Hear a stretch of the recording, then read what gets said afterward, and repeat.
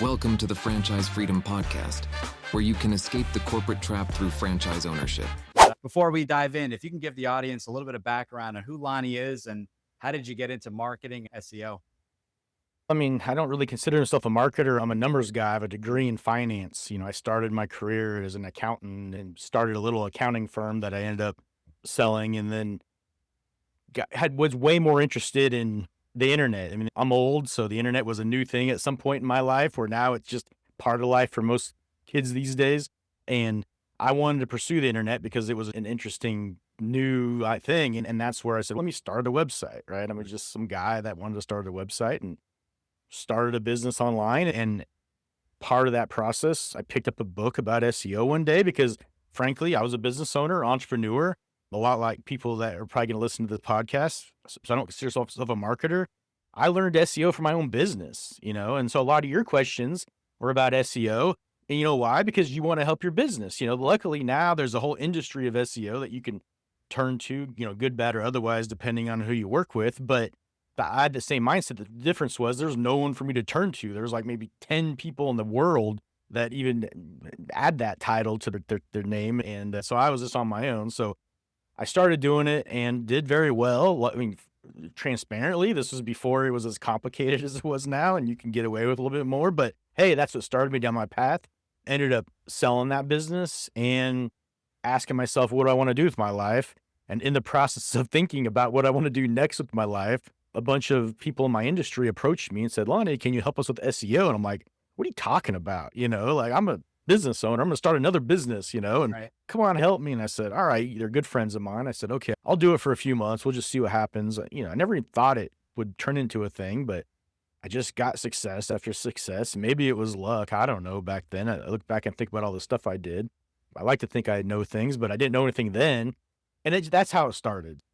Just started having success. And, you start getting addicted to the feeling of when you get somebody to the point where you start making them money and then you really substantially impact their business. There's no better feeling than that, Right. And so that's kind of where it just led into one day I blinked and I was like, I guess I'm an agency.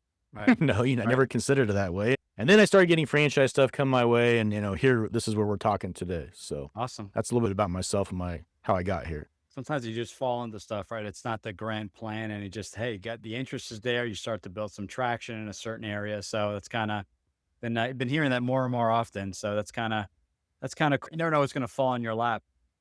All right. I want to maybe from an educational standpoint, take a step back. Now, when you look at marketing, we'll use the word marketing in general, there's multiple pillars, right?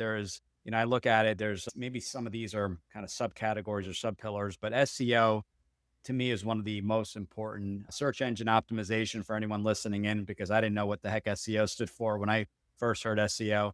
But that to me is more of the organic pillar. It's, what you're doing on the website, link building. There's a lot of aspects to that. What are the other pillars? Because some people, may only double down and do SEO, but ignore the rest. So what would you say are, not to spend a lot of time, but what are the pillars in marketing, if you wouldn't mind sharing? I think the problem with calling it a pillar is it silos all these different channels, pillars, whatever you want to say. I think if you think about before the internet happened, how did people see you as a business? They would see a billboard you're driving by. Right. You'd see a truck out in the field. You'd hear your neighbors discussing you or talking about you, referring you. You'd watch TV. I mean, back in the day when people actually watched commercials, you'd hear it on the radio, and so you really want to be seen as in a variety of places as possible, Right. primarily the places where your customers are going to be more densely, engaging. And so when you translate that into the internet, it's just the same thing. They're just new versions of that, additional versions of that, because a lot of those still exist. And, this is where somebody, I spend 1 minute and I'm in my day at work and do a lot of Google searches because I'm doing research on things or looking potential clients up or existing clients up or competitor research or things like that. And I'm on Google a lot. And so then I want to make sure when I actually go to look for a service or product, I know I go to Google. It's just the way I am. And a lot of other people do that. So that's where you want to have a presence for people who are at a certain stage of their buying cycle or thought process where they're going to find you. Whereas when I get off of work, I go and I finally want to decompress and I sit down on my porch or in a chair or something. And guess where I go? I go to LinkedIn.